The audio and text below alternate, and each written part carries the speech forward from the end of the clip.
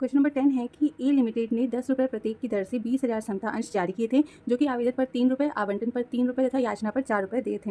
निर्गमन जो है वो 15,000 अंशों का आधिक्य था और आवंटन निम्न प्रकार किए गए थे। 15,000 अंशों का आधिक्य मतलब कि 20,000 समता अंश निर्गमित किए गए थे और 15,000 एक्स्ट्रा और अंशों के लिए आवेदन आया था, यानी कि टोटल कितने अंशों के लिए आवेदन आया था? 35,000 अंशों के लिए आवेदन आया था। तो ये क्या हो गया हमारा अति अभिधान का केस हो गया। तो अति अभिधान का केस हुआ, इसमें क्या हुआ कि आवंटन जो है वो किस प्रकार हुआ है? तो 5,000 अंशों के आवेदकों को क्या किया गया? पूरा आवंटन किया गया, यानी कि 5,000 अंशों के आवेदकों ने जितना अंश के लिए आवेदन किया था उन्हें उतना पूरा अंश दिया गया है। और दूसरा क्या है? अंशों के अन्य आवेदकों को अनुपातिक आधार पर आवंटन किया गया था, यानी कि बाकी जो हमारे 30,000 के वो आवेदन आए थे उनको क्या हुआ? अनुपातिक रूप से आवेदन किया गया है, यानी कि 30:20, यानी कि 3:2 का जो है वो रेशियो बने होगा। और उस रेशियो में जिस आवेदक ने 3,000 अंशों के लिए आवेदन किया उसे कितने अंश मिलेंगे? सिर्फ और सिर्फ 2,000। जिसने 3 अंशों के लिए आवेदन किया उसे कितने मिलेंगे? सिर्फ 2 अंश मिलेंगे। तो इस प्रकार से अनुपातिक आवंटन किया गया है। ठीक है, तो ये हो गया। अब इसी के आधार पर हमें क्या करना है कि आवेदन की आधिक्य राशि केवल आवंटन पर ही समायोजित की जानी थी और 1,000 अंशों पर याचना की राशि को छोड़कर सभी देय राशियाँ क्या हुई हैं? प्राप्त हो गई हैं। उपयुक्त संव्यवहारों का लेखा करने हेतु आवश्यक रोचनात्मक प्रविष्टियाँ करना है। तो चलिए देख लेते हैं इस क्वेश्चन को कैसे सॉल्व करेंगे। तो सबसे पहले जैसा कि आप लोग जानते हैं कि जनरल एंट्री किसकी होगी? आवेदन राशि प्राप्त होने की। तो आवेदन राशि प्राप्त होने की सिंपल सी जनरल एंट्री क्या होती है? तो बैंक अकाउंट डेबिट हो जाएगा to equity share application account. ठीक, ये हो गई सिंपल सी जनरल एंट्री। अब कितने शेयर पे हमें आवेदन राशि प्राप्त हुई है? तो टोटल हमें जो है वो 20,000 शेयर निर्गमन था और 15,000 एक्स्ट्रा, यानी टोटल 35,000 शेयर्स पे हमें आवेदन राशि प्राप्त हुई। कितने रुपए की दर से? तो 3 रुपये की दर से। तो टोटल कितना प्राप्त हुआ हमें? 1,05,000 रुपये। ठीक, तो ये हो गई आवेदन राशि प्राप्त होने की एंट्री। अब इस राशि को हम लोग क्या करेंगे कि इक्विटी शेयर कैपिटल अकाउंट में ट्रांसफ़र करेंगे। तो क्या हो जाएगा entry? Equity share application account debit होगा to equity share capital account. ठीक, ये ट्रांसफ़र कर देंगे। अब आप ये अच्छे से जानते हैं कि हम आपको पहले ही बता चुके हैं कि जब हम लोग इक्विटी शेयर कैपिटल अकाउंट में एप्लीकेशन मनी ट्रांसफ़र करते हैं तो उस कंडीशन में हम लोग सिर्फ और सिर्फ उतनी ही राशि ट्रांसफ़र कर सकते हैं जितनी अंशों का निर्गमन कंपनी ने किया है। उससे अधिक अंशों के निर्गमन पे जो राशि प्राप्त हुई है, मतलब उससे अधिक अंशों पे जो आवेदन राशि प्राप्त हुई है उसके हम लोग नहीं ट्रांसफ़र करते। तो कंपनी ने जो है वो टोटल 20,000 अंश निर्गमित किए थे, तो 20,000 अंशों पे 3 रुपये की दर से हमें कितना प्राप्त होगा? 60,000। तो उसी 60,000 को हम लोग यहाँ पर क्या करेंगे? ट्रांसफ़र करेंगे। बाकी जो आधिक की राशि है 45,000 की, जो कि हमें एक्स्ट्रा आवेदन राशि प्राप्त हुई है, तो वो क्वेश्चन में बोला है कि उसे हमें कहाँ एडजस्ट करना है? अलॉटमेंट मनी के साथ, यानी कि आवंटन राशि के साथ। तो उसे वहाँ पर हम लोग क्या करेंगे? एडजस्ट कर देंगे। ठीक, अब क्या होगा? इसके बाद हम लोग आवंटन राशि की याचना करेगी कंपनी, तो उसकी एंट्री कर देंगे। तो हो जाएगा equity share allotment account debit to equity share capital account. ठीक, ये हो गई आवंटन राशि की याचना की एंट्री। तो इसका जो अमाउंट है वो अमाउंट कितना होगा? तो हम लोग 3 रुपये मांगे हैं आवंटन पे और कितने अंशों पे मांगेंगे? जितना कंपनी ने निर्गमन किया था, यानी कि 20,000 अंशों पे ही हम लोग आवंटन राशि की याचना करेंगे। तो कितना मिलेगा हम लोग को? 60,000 रुपये। तो यहाँ पर 60,000 रुपये मांगने की एंट्री हो जाएगी। अब हम लोग को क्या करना है कि अलॉटमेंट राशि जो हमें मिलेगी उसकी एंट्री करेंगे। तो इसी टाइम हम लोग क्या करेंगे? जो हमारा एक्स्ट्रा यहाँ पे 45,000 का एप्लीकेशन मनी मिला है उससे भी एडजस्ट कर देंगे। तो हो जाएगा bank account debit equity share application account debit to equity share allotment account. ठीक, ये एंट्री हो जाएगी। अब अमाउंट जो है, अमाउंट में अलॉटमेंट में हमें कितना मांगा था? 60,000 मांगा था। ठीक, जिसमें से कि 45,000 जो एक्स्ट्रा राशि है वो हमें आवंटन में ही समायोजन करना था, यानी कि 45,000 हमें पहले से मिल चुका है। बचा कितना? डिफरेंस 15,000। तो 15,000 जो है वो अब हमें मिलेगा कैश में, यानी कि बैंक खाते में। तो यहाँ पे बस हमें इसी तरीके से क्या करना था कि इसको एडजस्ट करना था इस राशि को। यहाँ पर क्वेश्चन में जो हम लोग का कंडीशन दिया है ए और बी, उससे हमें यहाँ पर कोई फ़र्क नहीं पड़ेगा। उसके लिए यहाँ पे हमें अलग से कोई जो है एडजस्टमेंट या एंट्री करने की ज़रूरत नहीं है, क्योंकि वो जो है बताया कि किस अंशधारी को कितना कितना आवंटन किया गया। तो हमें तो यहाँ पर सिर्फ और सिर्फ क्या करनी है? टोटल रकम दिखानी है। तो उसका हमें यहाँ पर कोई प्रभाव जो है वो नहीं दिखाना। तो बस एंट्री जो है एडजस्टमेंट मनी की वो इतनी ही होगी। अब इसके बाद सिंपल सा हम लोग क्या करेंगे? जो याचना की राशि है, जो कि फर्स्ट एंड फाइनल कॉल है, उसकी राशि की मांग करेंगे। तो यहाँ पर हो जाएगा equity share first and final call account debit कर देंगे to equity share capital account हो जाएगा। ठीक, ये याचना राशि की मांग करने की एंट्री हम लोग कर देंगे। कितना मांग होगा? तो 20,000 अंशों पर ही कितने रुपए की दर से? 4 रुपये की दर से मांग होगा। तो कितना हो गया? 80,000 रुपये जो है वो फर्स्ट एंड फाइनल कॉल पे मांगा जाएगा। ठीक, उसके बाद हम क्या होगा कि इसकी राशि, फर्स्ट कॉल की राशि मिलने की एंट्री कर देंगे। तो यहाँ पर हो जाएगा bank account debit to equity share first and final call. ठीक, अब यहाँ पर आप ये देखिएगा, क्वेश्चन में बोला है कि 1000 अंशों पर छोड़ करके सभी अंशों पर याचना राशि प्राप्त हो गई है। तो टोटल अंश कितने हैं? 20,000 अंशों पे कंपनी ने मांगा है, तो 1000 अंशों पे नहीं मिला, यानी कि टोटल कितने अंशों पे पैसा हमें मिला है? तो 19,000 अंशों पे हमें पैसा मिला है। कितने रुपये की दर से? 4 रुपये की दर से। तो टोटल कितना मिला? 76,000। तो बस वही 76,000 रुपये जो है वो हम लोग यहाँ पर दिखा देंगे। और अगर आप चाहें तो ये कॉल इन एरियर का जो है एक तरीके से केस है, तो अगर आप चाहें तो कॉल इन एरियर को भी डेबिट करके दिखा सकते हैं और बिना कॉल इन एरियर अकाउंट खोले भी इस तरीके से एंट्री करके दिखा सकते हैं। हम दोनों विधि आपको पिछली जो हमारी कॉल इन एरियर की वीडियो थी उसमें हम समझा चुके हैं। तो ये था हमारा क्वेश्चन नंबर 10, इसमें और कुछ नहीं करना था। चलिए बढ़ते हैं दूसरे क्वेश्चन की ओर।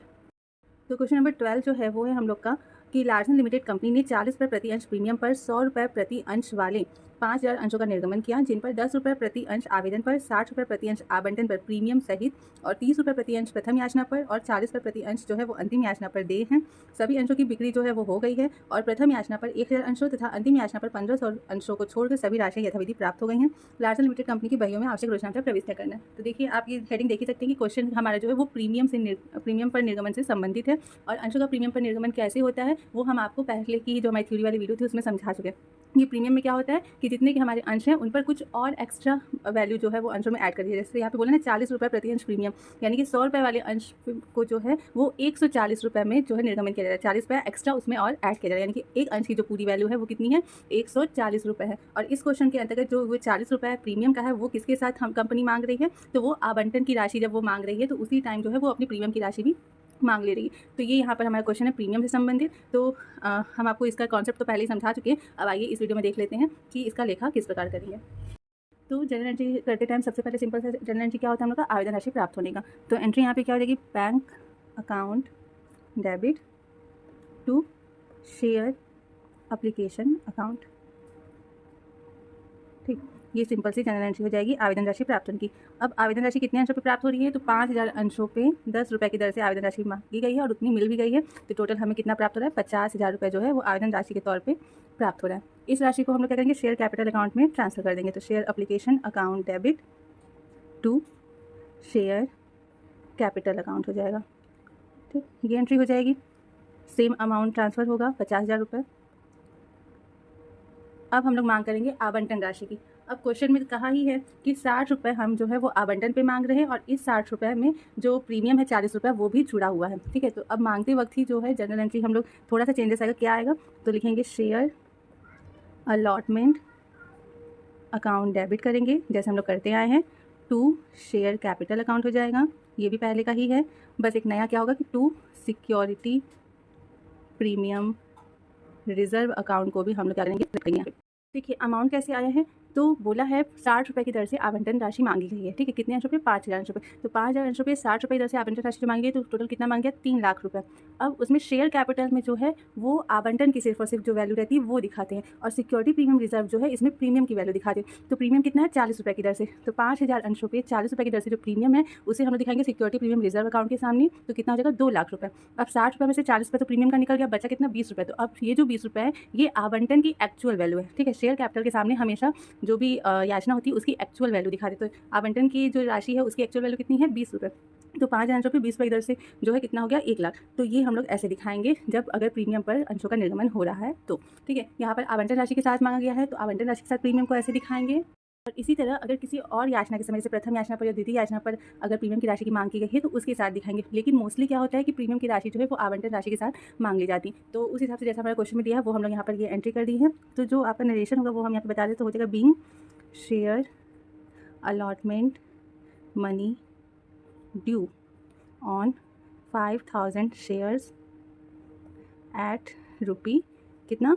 तो हो जाएगा आपका यहाँ पर जो आप देखेंगे 20 विथ ₹40 प्रीमियम ऑन पर शेयर। इसका मतलब क्या हुआ कि 20 रुपये की दर से आवंटन राशि मांगी गई है किसके साथ? 40 रुपये प्रीमियम राशि के साथ। ठीक है, तो ये इसका हो गया नरेशन, थोड़ा अलग था इसलिए हम आपको यहाँ पर ये नरेशन बता दिए। अब इसके बाद क्या होगा? ये राशि जो है आवंटन की राशि प्राप्त हो जाएगी। तो एंट्री क्या हो जाएगी? Bank account debit to share allotment account. बस सिंपल सा जैसे हम लोग को अलॉटमेंट मनी मिलने की एंट्री हम लोग करते थे वैसे हम लोग यहाँ पे दिखा देंगे। ठीक, तो ये हो जाएगा, कितना मिलेगा, तो पूरा का पूरा राशि मिल गया है, कहीं पे ऐसा कुछ बताया नहीं है, तो हम लोग पूरा 3 लाख रुपए दिखा देंगे। ठीक है, मिलेगा तो किसके, प्रीमियम के साथ ही मिलेगा ना, तो ये 3 लाख रुपये प्रीमियम के साथ टोटल हो रहा था, तो 3 लाख रुपये हम लोग मिलने की एंट्री कर दिए। अब इसके बाद क्या होगा, प्रथम याचना की मांग की जाएगी, तो हो जाएगा share first call account debit to share capital account. ठीक, तो कितना मांगा जाएगा, तो 5,000 अंशों पे जो है वो हमारी प्रथम याचना की राशि जो है वो 30 रुपये है। ठीक है, तो 5,000 अंशों पे 30 रुपये की दर से मांगा जाएगा, तो कितना हो गया 15, यानी कि 1.5 लाख रुपये। ठीक, 1.5 लाख रुपये हो गया, तो 1.5 लाख रुपये यहाँ पर मांग लिया गया। अब उसके बाद बोला है क्वेश्चन में कि प्रथम याचना पर 1,000 अंशों पे हमें जो है वो राशि जो है वो प्राप्त नहीं हुई है, तो भी हम क्या करेंगे, सिंपल सी प्राप्त होने की ही एंट्री करेंगे, सिर्फ और सिर्फ अमाउंट में डिफरेंस होगा। तो क्या हो जाएगा, बैंक अकाउंट डेबिट हो जाएगा टू शेयर फर्स्ट कॉल। ठीक, अमाउंट जो है वो हम लोग क्या दिखाएंगे, तो 1,000 शेयर्स पे नहीं मिला तो कितने पे मिला है, 4,000 शेयर्स पे मिला है, कितने रुपए की दर से, तो 30 रुपये की दर से, यानी कि हमें टोटल कितनी राशि प्राप्त हुई, 1,20,000। ठीक, आई होप कि आप लोगों को समझ में आ रहा हो कि ये कॉल इन एरियर का केस है, जो कि हम आपको पहले ही कई बार समझा चुके हैं।